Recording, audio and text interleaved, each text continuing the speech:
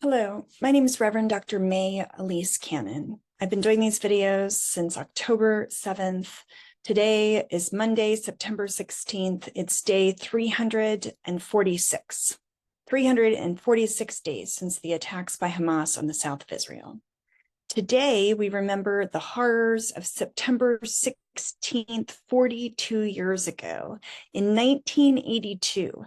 This is the anniversary of the Sabra and Shatila massacres that took place in Lebanon, where 42 years ago, the Lebanese forces, one of the Christian militias in Lebanon, supported by the Israeli army, facilitated a massacre, killing as many as 3,500 people, Palestinian and Lebanese civilians in refugee camps of Sabra and Shatila in Beirut. Yesterday, Sunday, the Gaza Health Ministry issued a report that runs 649 pages long. It was posted on the ministry's Telegram account. It includes the names, the registration numbers of the first 34,000 people killed through August 31st, the first 14 pages of which are just the list of names of babies. The current death toll, according to the ministry, is close to 42,000, but experts believe that that's actually a significant undercount. The new document is a testament to the devastating impact of Israel's US-backed war that has had the impact that devastation has had on Gaza's population, the most devastating impact being on children. According to Gaza's officials, children make up about a third of those who've been killed since October 7th.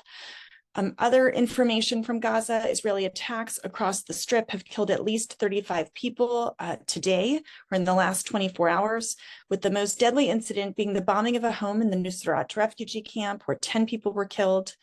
Hamas leader Yahya Sinwar communicates from his hideout in Gaza through handwritten notes and couriers.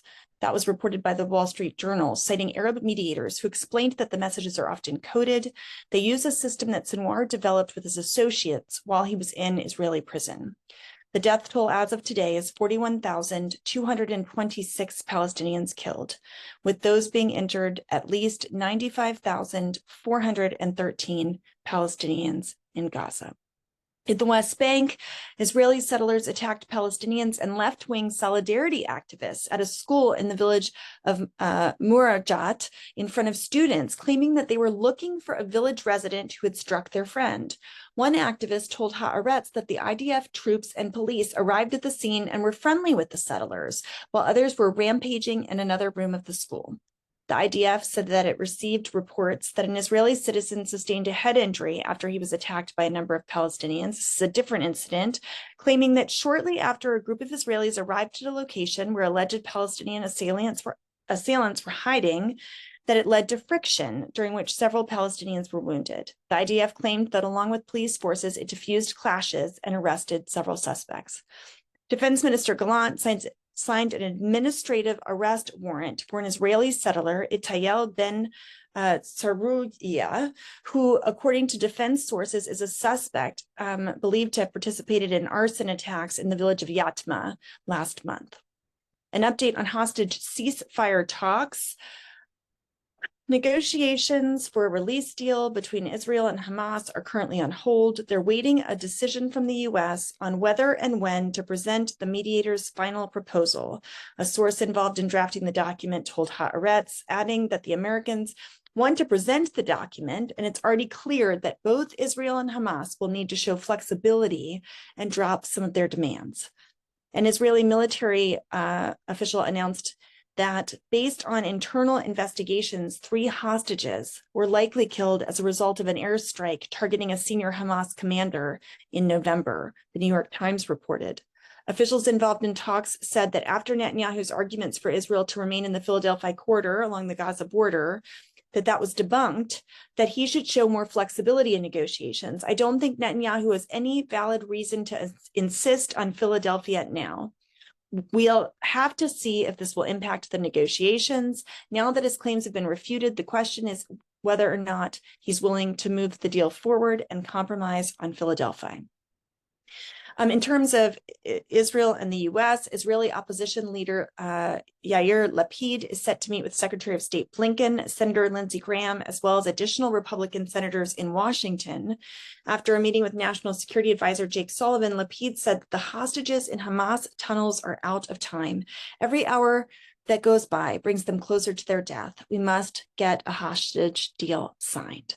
There's another mess on the Israeli political scene. Netanyahu is contemplating firing his defense minister, Gallant, political sources say, adding that he plans to use Gallant's alleged opposition to a large-scale operation in Lebanon as a convenient pretext. Now, why is all this? In recent days, Netanyahu's office has circulated messages that he's urging the IDF to launch a massive offensive in the north, but that Gallant opposes it. According to sources, Netanyahu is seeking a pretext to fire Gallant because of progress in talks with right-wing opposition lawmaker Gideon Sa'ar. Sa'ar, whom he reportedly wants to bring into the coalition as a defense minister. Now, Gideon Sa'ar, he's an Israeli politician. He served as the Minister of Justice in 2021 and 22.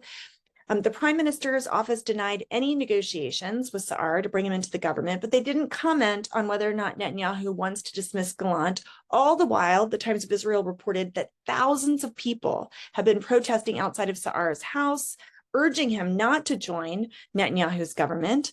The Hostage and Families Forum demonstrated outside of his home, protesting that every proposed outline of a potential hostage deal would mean a death sentence to the hostages while abandoning them in captivity. A senior Likud minister said that the reason Netanyahu wants to fire Gallant is because he's not aligning with him on the law that exempts ultra-Orthodox men from military service. Bibi's afraid that the ultra-Orthodox parties will dismantle the government. Remember, 3 people could leave the government, 1 has left already, and Gallant is the obstacle to draft this exemption law. Human rights that's that issue. On other issues, human rights organizations in Israel have harshly condemned Israel because they're recruiting African asylum seekers and then using them in life-threatening operations in Gaza. This was exposed in a Haaretz expose on Sunday, describing it as a dangerous precedent, as evil and cynical in practice. October 7th victims who are not Israeli citizens will not receive grants or assistance from the finance ministry of the Israeli government. A public committee just decided with providing aid to victims. So that was a government decision that was just approved. Only Israeli citizens will receive grants and assistance who were victims of October 7th. In terms of Israel and Lebanon, hostilities have continued. There's firefighting crews that are active. More fires just began because of further rocket fire from Lebanon. Several soldiers were lightly wounded by 2 drones that exploded in the Golan overnight into today, Monday. Lebanon's health ministry said 1 person was killed and 2 others were wounded in an attack in South Lebanon. Gallant told Lloyd Austin, our Secretary of Defense, that the possibility for a diplomatic settlement in Israel in the north is passing. Hezbollah continues to tie itself to Hamas, adding that the direction is clear. Israel's defense ministry reported that the new equipment and arms were distributed to 97 different communities, their security squads in North Israel.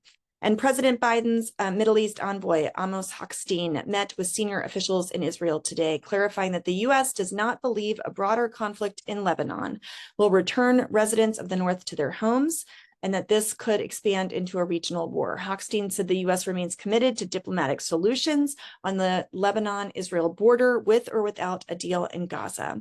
Meeting with Hochstein, Netanyahu said Israel appreciates and respects the support of the United States, but ultimately it will do what is necessary to ensure its security and safely return the northern residents to their home.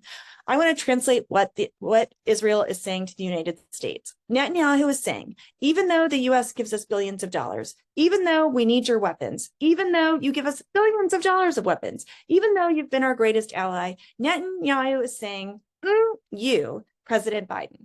That's what he's saying. Okay, let me just translate it if it's not clear. It's so ridiculous. I don't even have words. Okay. In Germany, speaking at Haaretz's National Security Conference, this is in relation to Germany. This is in Tel Aviv. The German ambassador to Israel said that he is the ambassador to Israel in accordance with 67 borders. I'm not the ambassador outside the green line. We can see certain actors looking to turn the occupation into annexation, and we will not stand by the sidelines and let that happen. Germany has not approved any request for arms exports to Israel since March. It was just reported. Unlike other countries in Europe, they have not officially stated that they're halting or slowing arms shipments to Israel, but they have not approved any request for exports since March.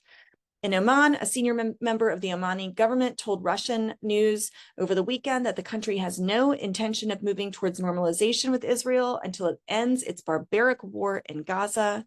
And US and Iraqi forces killed 4 leaders of the self-styled Islamic State group in an August raid, military officials announced. The operation was designed to disrupt and degrade the group's ability to launch attacks that resulted in the death of 14 IS Islamic State operatives, the Washington Post reported.